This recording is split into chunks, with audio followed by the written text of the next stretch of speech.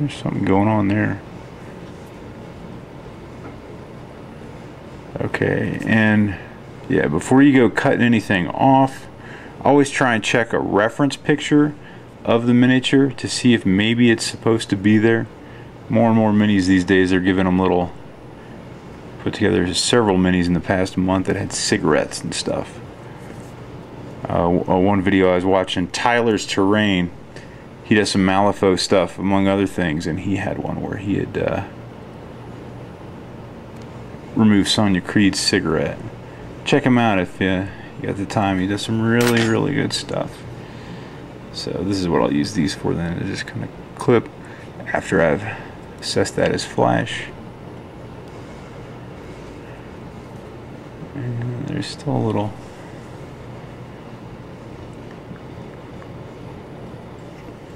back there. Wrong file. So this here. Yeah, so I still haven't had an opportunity to play the Malifaux yet. I'm looking forward to my first game.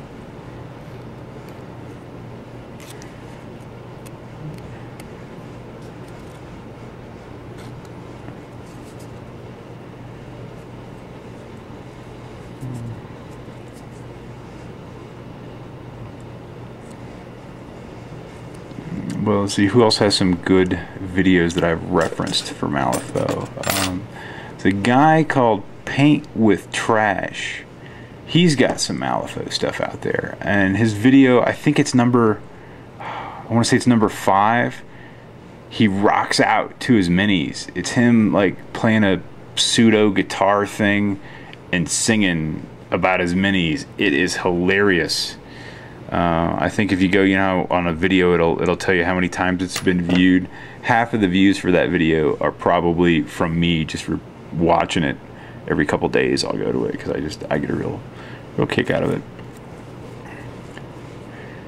All right. You know what? This is kind of tricky to do with a camera around. I'm not gonna lie. So okay, with the round file, like here, the cup of her hand. That is where I would bust out the round file here, so I could kind of get right in there, because it has a very small diameter to it, and then it's bigger. Sometimes it's good for other smaller, hard to reach places. Right in here, it's important that you have the right tools, the tools to fit the job. Okay. So you get the idea of what I've got going on here. So then I would go to put her in the base. Always do a little test fit, and they're typically fairly loose in here. Now this is something I've been doing for a while called the kink, which I noted in the Warhammer 8th edition rules that they, in the hobby section, they put a little reference to this here, where you just kind of kink this tab a little bit, and I usually do it way too much.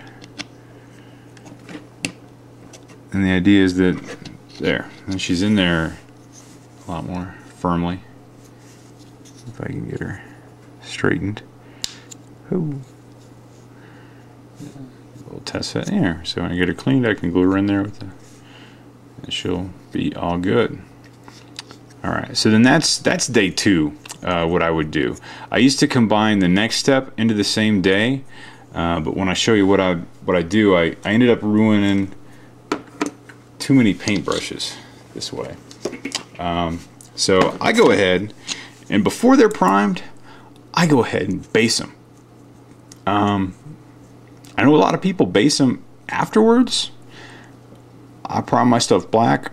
I like to go ahead and do it before. That way it gets the benefit of the black primer on my basing substrate, which I'm using sandbox sand for. And why I wait is when I glue her in here, there'll be some residual super glue around, and when I'd be painting on my glue and water, my brush would hit some of that super glue and get all super glue gummed up. So now I give them plenty of time to dry before I go putting on the sand. So I do have a model I was working on earlier that has dried. But if I go putting sand on this, there's some pretty big gaps here where it's going to go falling in. So for that, I bust out my Sculpey. This is a modeling clay that hardens when you bake it, or if you leave it sit for a really long time, measured in a span of years. It's a fairly inert substance. It's not going to react with a lot of different things. It's one of the reasons I like to use it. Work it with my hands for a while to get it pliable. It takes the body heat, because when it's just sitting around, it's pretty hard. And I go ahead, get some of this, and plug the holes. Usually come in through the bottom, and then depending on how much is sticking out, I might go ahead and shave it off with the X-Acto knife, or in this case there's not a lot, so I don't worry about getting everything perfectly sealed. The sand's got a bit of a grain to it that's gonna plug some gaps. So there we go, that's good. Maybe just push it down a little bit. And then I keep on my painting desk a little baby food jar with a mix of Elmer's wood glue and water. Not quite 50-50, a little bit more water than wood glue. And then I like to sort of spin it like this to mix it like I'm titrating it. I used to shake it, but then it would like fly all up in here, and then the lid would get all gummy and stuff, and I was going through baby food jars. So I quit doing that. Alright. Some water here for my brush. Okay, I normally don't use the bottled water just for my paintbrushes, but we've got bottled water and we take it on hikes and stuff, but invariably there's some water that's left over that somebody hasn't drank, that's been sitting around for a couple days, and so instead of pouring it out, I just figure I'll use it for water to clean stuff with. And then I'm gonna get my sand ready here. I guess it doesn't need to be in the picture. Brush wet, get a little dot with this stuff, and then I just paint around.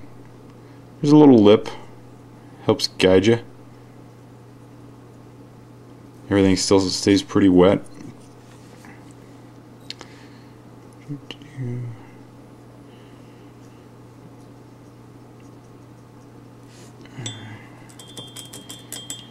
Then, when putting the sand on the base, instead of shoving this into the sand, I like to set it in here and then let the sand come over it. I found that when I would shove stuff into the flock or sand, that the leading edge would get the stuff pushed back away from it, I think from the force of being pushed in there. And then I like to make sure that the base is clean. Since I'm going to be priming this, I want the primer to take. And then you'll look, I always look and see if do I have any on the model. There's not a lot of point of contacts here. I might, so I keep it in frame. Try and get some more in that area. I generally do 2 coats of this. I let it sit for a while, because if I put the glue on it right now, it's going to just be all gummy. So let it sit for a little while. Usually I'll do this in a batch, work my way to the end of the chain, and then come back to the first model after I finish the last model and do them all again, and then tap off any excess.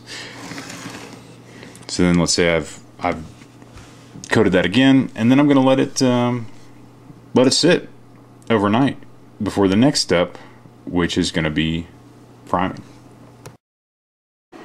Okay, the next step is priming. After the base materials that glue's had a long time to dry. Again, I usually let it sit at least overnight, or if I've done it in the morning, I don't do much priming at night.